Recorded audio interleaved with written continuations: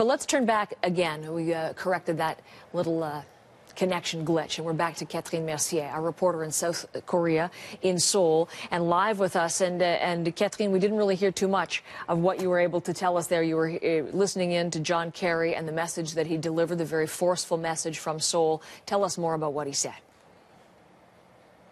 Well, he said, Heather, on the one hand, that if North Korea were to launch a missile over the next few days, it would be a huge mistake. And so he did not mince his words. And he also had a clear message regarding the nuclear ambitions of North Korea. I think we can listen to what U.S. Secretary of State had to say, John Kerry. North Korea will not be accepted as a nuclear power.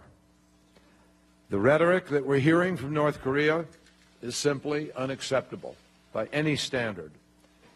And I am here to make it clear today on behalf of President Obama that the United States will, if needed, defend our allies and defend ourselves. Some of what John Kerry said just a few minutes ago as he arrived in Seoul. So listening to him respond so forcefully, Catherine, what is Washington's strategy now? Well, that's interesting, Heather, because we're also learning that Obama has ordered a number of unspecified exercises, military exercises, not to take place. We know that, for instance, there are joint military exercises right now between South Korea and the U.S.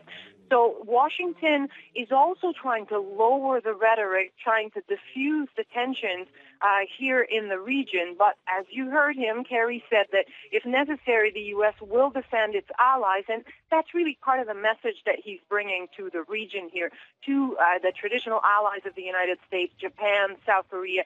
He wants to tell them, be assured that we have your back. We will make sure that you are defended in case of attack. And he's also here for another reason, another clear message on the role of China, and he talked about that as well. He says that China has an enormous ability to make a difference in that whole situation. So he's going to go to Beijing after Seoul, and he wants to make sure that message is very clear in China. He would like to see the Chinese government use its leverage to try and persuade the North Koreans to abandon their nuclear program. Now, of course, we know China is a traditional ally of North Korea, so it's going to be interesting to see what kind of clout they have with regards to Pyongyang.